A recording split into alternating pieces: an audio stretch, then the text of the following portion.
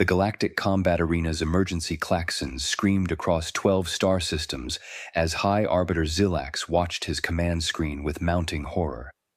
In the Champions Circle, the blood-stained platform where the galaxy's most fearsome warriors had fallen for 600 years, stood a human in a gray maintenance uniform, holding the Vexthul apex predator by its throat with one hand while checking her watch with the other. "So," Jennifer Martinez called up to the observation deck, her voice cutting through the alarm system like it was nothing more than an annoying moskip. "Should I return it alive or shredded? Because I've got Bay 7 to finish mopping before my shift ends, and honestly, I'm not getting paid overtime for this."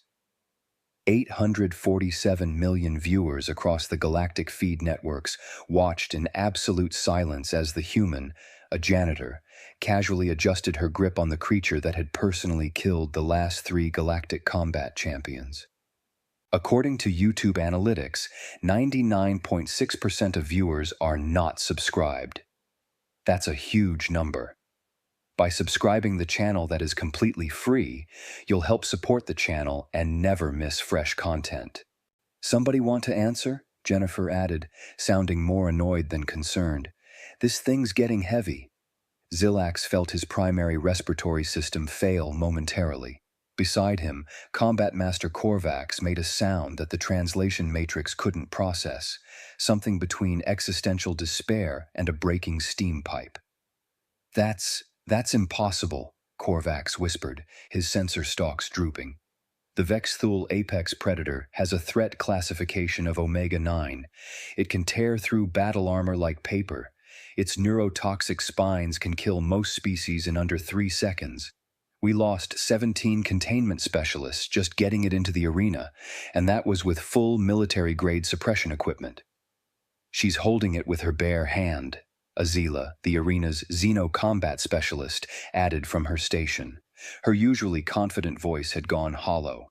"No armor, no weapons, no enhancement modifications. According to her file, she's been employed here for 8 months as a cleaning technician. Her only qualification is something called 3 years of janitorial experience at a place called Sacramento Community College." In the arena below, Jennifer sighed and shifted her weight. The Vexthul, 12 feet of bio-engineered nightmare with claws that could slice through starship hulls, dangled from her grip like a particularly annoyed cat. Its 7 eyes had gone from enraged red to a confused pale green that no one in the arena's 6th century history had ever seen. "Look," Jennifer called out again, "I appreciate that everyone's having a moment up there, but I'm literally just trying to do my job. I came in to clean the Champions Circle like I do every Tuesday after the exhibition matches. This lizard dog thing lunged at me, I grabbed it, and now here we are. Can we speed this along?" Zilax forced his respiratory systems back online and activated his command communicator. "Ms. Martinez, please. Please remain absolutely still. Do not make any sudden movements. Do not release the predator. We are deploying emergency extraction protocols."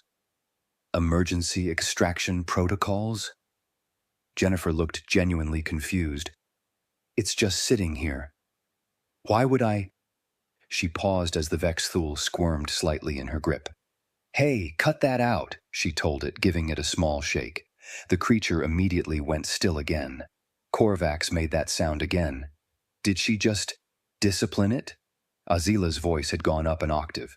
"Did the human just discipline a Vexthul apex predator like it was a misbehaving juvenile?" "Deploy Protocol 74, Zilax ordered, his command tendrils trembling. "Full combat suppression team. Lethal force authorized if necessary to—" "Wait," Korvax interrupted, staring at his tactical display. "Sir, the arena's automated defense grid, it's not engaging." "What do you mean it's not engaging?" Zilax demanded. "The Vexthul is loose in the arena with an unauthorized person. The system should have activated the moment." "The system doesn't recognize a threat condition," Azila said, her voice distant as she studied her screens. "According to the arena's biosensors, the Vexthul's vital signs indicate it's in a state of confused submission. That's not a recognized behavioral state for this species. In fact, according to every database I have access to, it's an impossible behavioral state for this species. In the arena, Jennifer had apparently gotten tired of waiting. She looked down at the Vex Thule, which was now hanging more limply in her grip, and frowned. "When did you last eat?" she asked it. The creature's eyes shifted to a pale blue. "You're hangry, aren't you? That's why you're all bitey and aggressive. Been there, buddy." She's talking to it," Korvax whispered, "like it's a domestic companion animal." "Send in the extraction team," Zilax ordered. "Now." 3 minutes later, the arena's elite combat extraction team, 5 specialists in full battle armor with neural dampening equipment, had assembled at the arena's entrance. Through the command deck's view screen, Zilax watched their team leader, a veteran named Arhil, assess the situation. "Command, we have visual confirmation," Arhil reported, his voice professionally steady despite what he was seeing. "Human subject has maintained physical control of the Vex Thule for approximately 7 minutes. No signs of distress from either party. Requesting permission to approach." "Granted," Zilax said. "Extreme caution. Assume the Vex Thule could break free at any moment." Rahil and his team advanced slowly into the arena, weapons ready, neural dampeners charged. Jennifer watched them approach with an expression that Zilax's cultural database identified as mild exasperation. "Finally," she said, "can one of you take this thing? My arm's getting tired." "Ms. Martinez," Arhil said carefully, "we need you to very slowly and very gently lower the predator to—" Jennifer held the Vex Thule out toward him. "Here, just grab it." "We can't just— the neural dampeners need to be— Oh, for crying out loud!" Jennifer set the Vex Thule down on the ground. It immediately tried to lunge toward Arhil's team. Without even looking, Jennifer snapped her fingers and pointed at the ground. "No! Sit!" The Vex Thule sat. The entire extraction team froze. On the command deck, Korvax made a sound like a dying star. Did it just obey a verbal command? Azila's hands were shaking as she worked her console. No. These creatures don't respond to verbal commands. They don't respond to neural commands. They barely respond to military-grade combat suppression fields. Their brains are literally too simple for command conditioning. Jennifer was frowning at the extraction team. "Are you guys okay? You look like you're about to pass out." She glanced down at the Vex Thule, which was sitting perfectly still, all 7 eyes now focused on her. "Has anyone actually fed this thing? It seems really food-motivated." "Food-motivated," Arhil repeated faintly. "The Vex Thule apex predator is food-motivated." "Yeah, hungry." Jennifer dug into her maintenance uniform pocket and pulled out what the scanner identified as a preserved food item wrapped in plant-based material. "I've got half a turkey sandwich left from lunch. You think it can eat this?"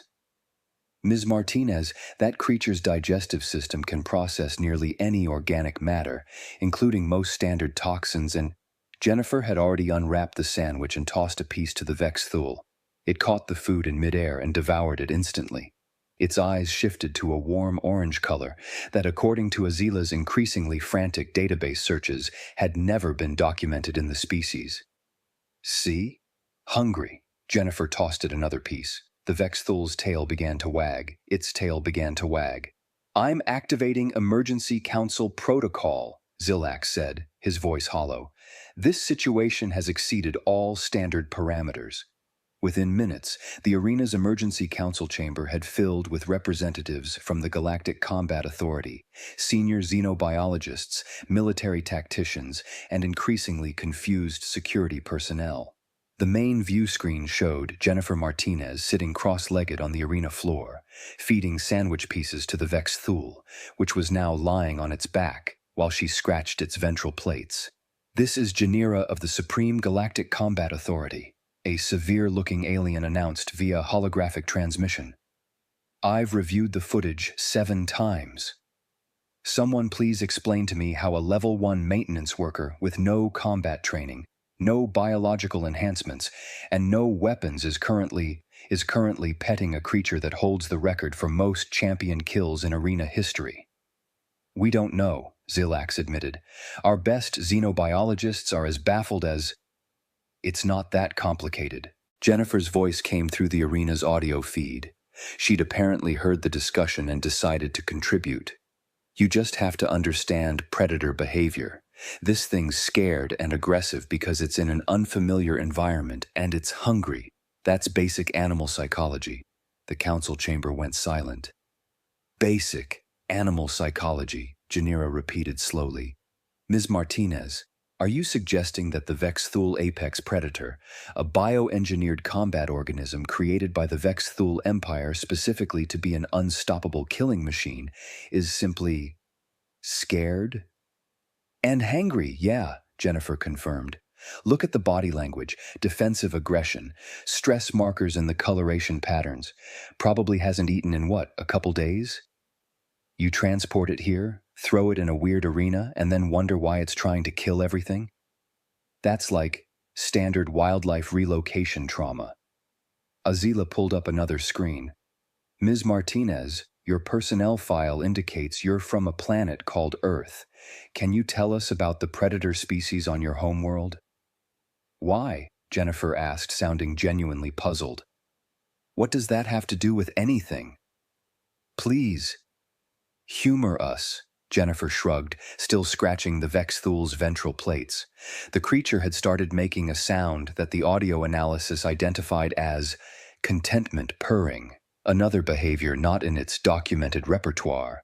I mean, sure. We've got bears, tigers, lions, wolves, crocodiles, sharks, hippos, elephants when they're pissed off, Cape buffalo, leopards, jaguars, pythons, anacondas, box jellyfish, stonefish, blue-ringed octopi, saltwater crocodiles. Those are different from regular crocodiles. Way more aggressive. Komodo dragons. Polar bears, those are different from regular bears. They're basically murder machines. Cassowaries, which are these birds that can literally disembowel you. And honestly, this is just off the top of my head. Earth's got a lot of dangerous wildlife. The council chamber had gone very, very quiet. And humans live alongside these creatures? Korvax asked weakly. Well, yeah. I mean, we try to stay away from most of them, but, stuff happens. My uncle got chased by a bear once.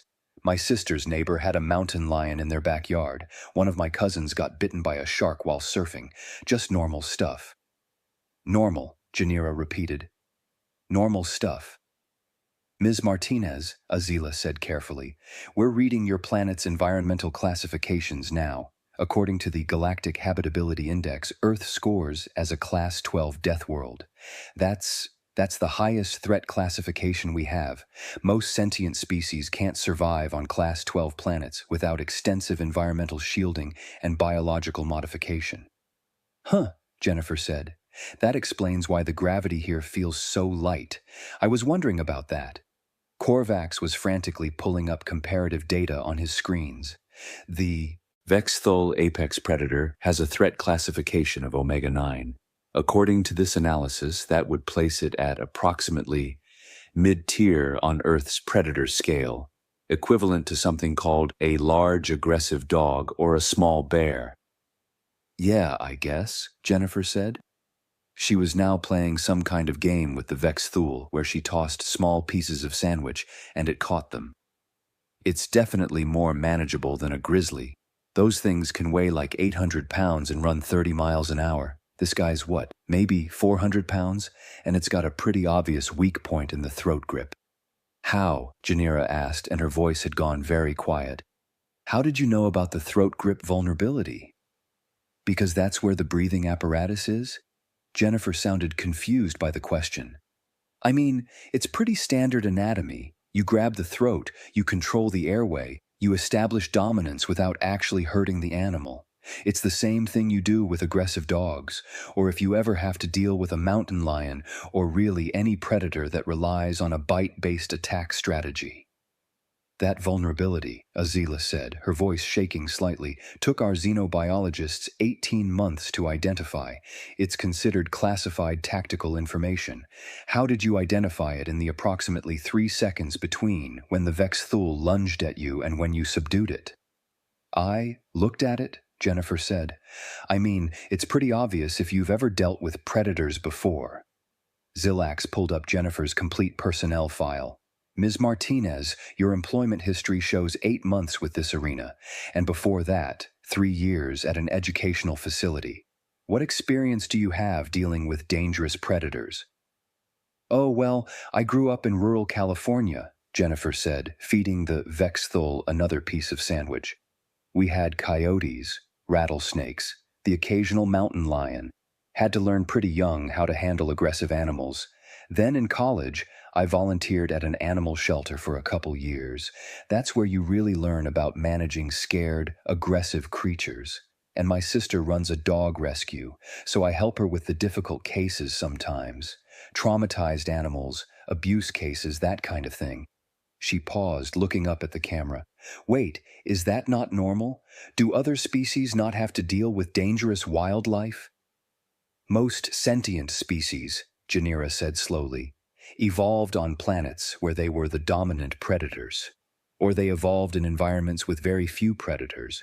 Or they achieved sentience precisely because they learned to avoid predatory species through social cooperation and technology.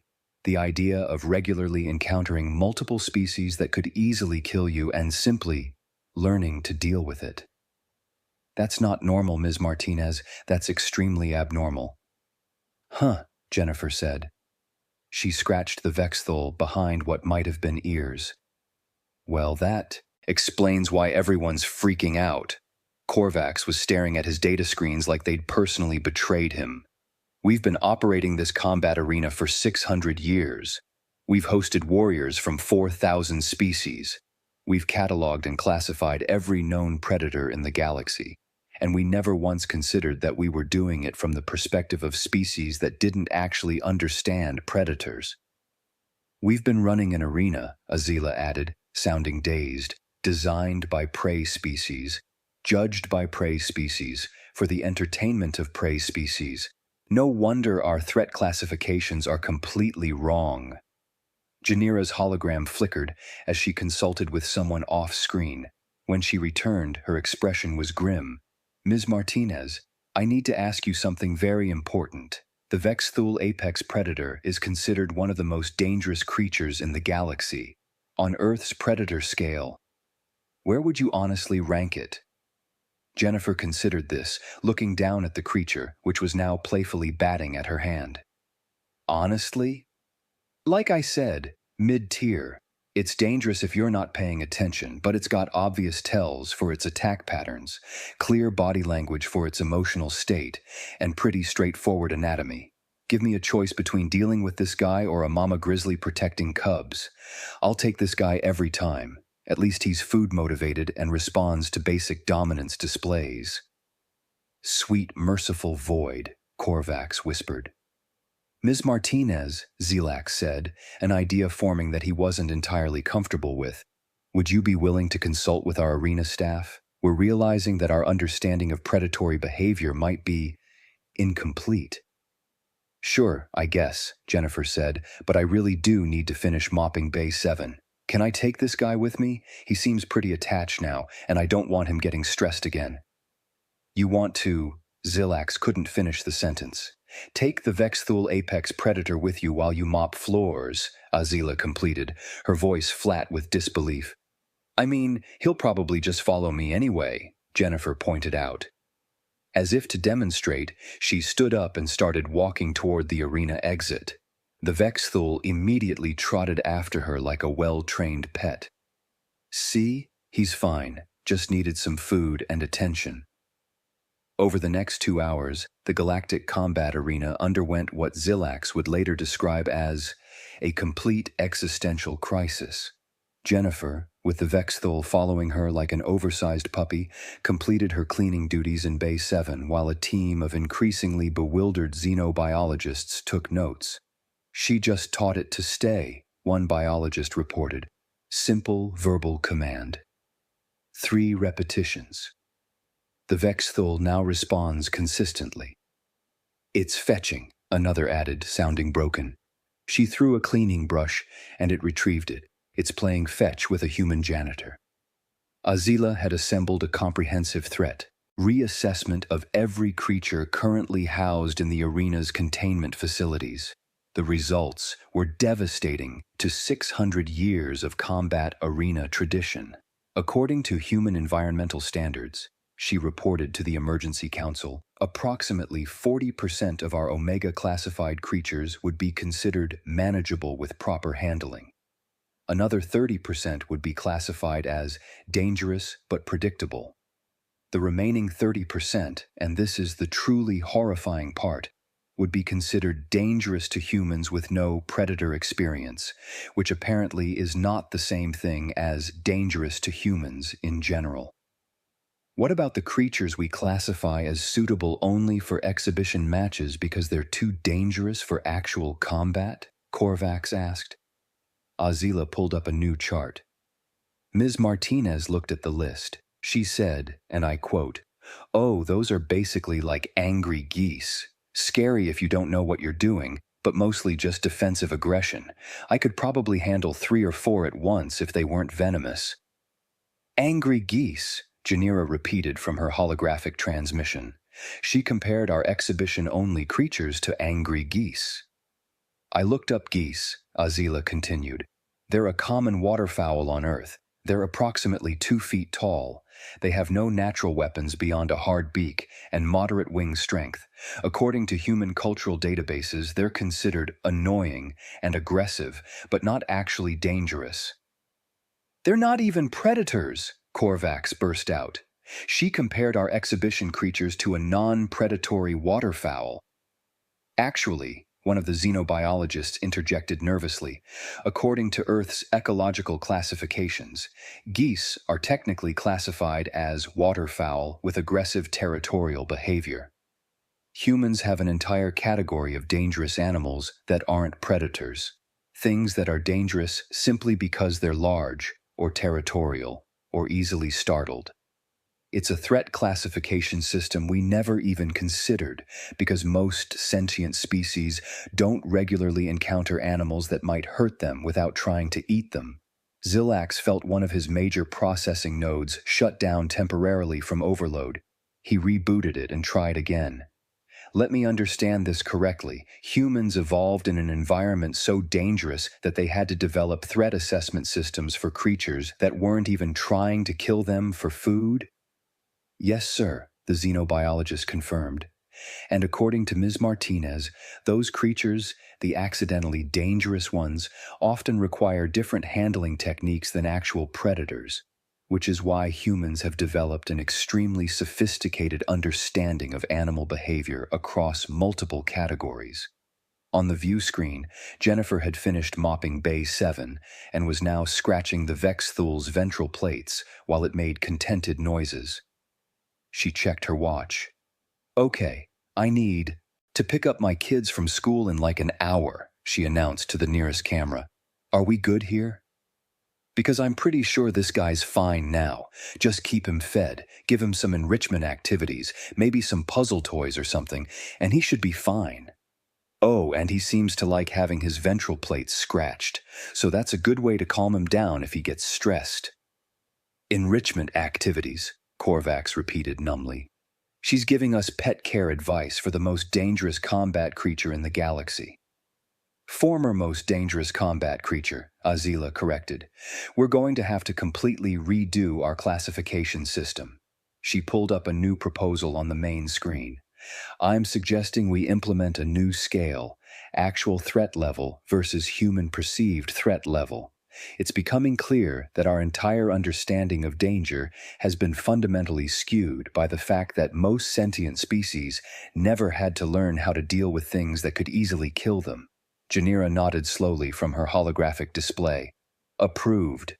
I'm also authorizing the creation of a new position, Human Predator Behavior Consultant.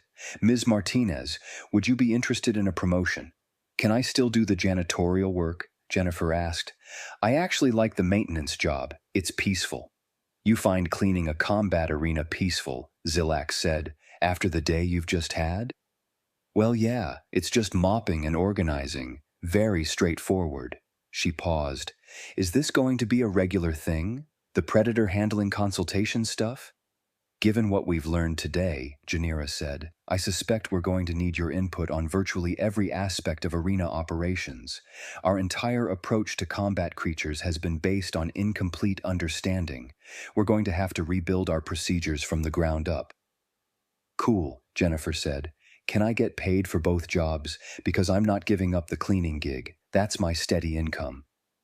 We'll work something out, Zilax promised, too mentally exhausted to negotiate. Over the following weeks, the Galactic Combat Arena underwent a complete transformation. Jennifer Martinez, still officially employed as a maintenance technician, became the most consulted individual in the facility. The Vex Thule Apex Predator, now named Fluffy by Jennifer, a designation that made Korvax die a little inside every time he heard it, became an unofficial arena mascot. Ms. Martinez, Azila said during one of their daily consultation sessions, we've reviewed the behavioral data on all 847 creatures currently in our containment facilities. Based on your assessment methods, we've been able to successfully interact with 673 of them using techniques you've taught our handlers. That's great, Jennifer said, looking up from where she was teaching Fluffy to roll over. See, most of them just needed better handling. The other 174 creatures, Azila continued, you've classified as genuinely dangerous even by Earth standards. Can you explain that classification? Sure, those are the ones with unpredictable attack patterns, or highly developed hunting strategies, or biological weapons that don't have obvious tells. They're more like Earth's apex predators, stuff like saltwater crocodiles or polar bears or box jellyfish. You can't really train them or predict them reliably. You just have to respect that they're dangerous and keep your distance. We've also received a request from the Supreme Combat Authority, Zilax added. They want you to review the threat classifications for every documented predator species in the galaxy. Jennifer blinked. Every predator species? That's got to be thousands of species. 47,312, Azila confirmed. We've been cataloging predatory species for over 2,000 years. But based on what we've learned from you, we suspect that our classifications are fundamentally flawed across the board. We need someone with actual predator expertise to do a proper assessment. And they want me to assess 47,000 predator species. Jennifer looked dazed. That's going to take years. We're offering a substantial salary increase, Janira's voice came through the comm system.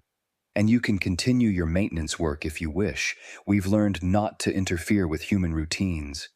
Jennifer considered this while Fluffy successfully completed a rollover and looked at her expectantly for praise. She scratched his ventral plates absently. Okay, fine, but I'm keeping my cleaning schedule. Bay 7 still needs mopping every Tuesday, and honestly, it helps me think. Of course, Zilax said, having learned that arguing with human routines was pointless. 6 months later, the Galactic Combat Arena had become the premier research facility for predator behavior in the known galaxy. Korvax, who had initially viewed Jennifer's arrival as the end of his career, now ran the most successful combat training program in arena history, based entirely on techniques learned from a human who'd once volunteered at an animal shelter. The key thing to understand, Jennifer was explaining to a group of arena handlers, Fluffy sitting obediently beside her, is that most predators aren't actually trying to kill you specifically. They're either scared, hungry, territorial, or confused. Once you understand what's motivating the behavior, you can work with it instead of against it. One of the handlers, a nervous Zillion named Sinara, raised a tentacle. But Ms. Martinez, what about creatures that are trying to kill you specifically? The genuinely dangerous ones? Those, Jennifer said seriously, you treat with respect and appropriate caution. You don't try to train them or handle them unless absolutely necessary. You maintain secure containment, you don't take unnecessary risks, and you always have a backup plan. She paused. Basically, you treat them like you'd treat a pissed-off polar bear. Extreme caution, healthy fear, and preferably a really good barrier between you and them. That's exactly what we were doing before, Sinara pointed out. Right, but you were treating everything like a polar bear, Jennifer said. That's why your protocols were failing. You can't use maximum security procedures on everything because then you stress out the animals that don't need maximum security, which makes them more dangerous. It's a self-fulfilling prophecy. Azila had been documenting everything. Her paper, Predatory Behavior Assessment, A Human Perspective, had already won 3 major xenobiology awards and completely revolutionized the field. She was currently working on a follow-up, Threat Classification Bias in Prey Species Dominant Societies. Ms. Martinez, she said during one of their research sessions, I've been thinking about something. Humans are technically a predator species, correct? I mean, we're omnivores, Jennifer said. We can eat plants or meat, but yeah, we've got the forward-facing eyes, the pursuit predator build, all the classic predator traits. And humans achieved sentience while still being active predators, while still living alongside other dangerous predators. Azila's tentacles twitched with excitement. That's incredibly rare. Most sentient species either evolved past their predatory phase or evolved in environments where they were never predators to begin with. Huh, Jennifer said. So that's why everyone acts like Earth is such a nightmare planet. You're all used to nice, safe worlds where the worst thing you might encounter is like an angry herbivore? More or less, Azila confirmed, which is why humanity's arrival in the galactic community is going to change everything. You're the first sentient predator species most of us have ever encountered. And more importantly, you're the first species with genuine predator expertise. Jennifer looked down at Fluffy, who was contentedly chewing on a toy she'd made for him. You know, on Earth, we have a saying, it takes one to know one. I guess that applies to predators too. Indeed, Azila said, making a note. That's going in my paper. That evening, Jennifer finished her maintenance duties, said goodbye to Fluffy, who had to be coaxed back into his significantly upgraded containment facility, now featuring enrichment toys, a proper feeding schedule, and what Jennifer called adequate ventral plate scratching accommodation, and headed home. Her daughter Emma was waiting at the transport station. How was work, Mom? Oh, you know, Jennifer said, adjusting her maintenance uniform. Just another Tuesday. Taught some handlers about defensive aggression patterns, reorganized the containment protocols for Sector 7, and mopped Bay 7. Cool, Emma said, already absorbed in her data pad. Can we stop for pizza? Sure, honey.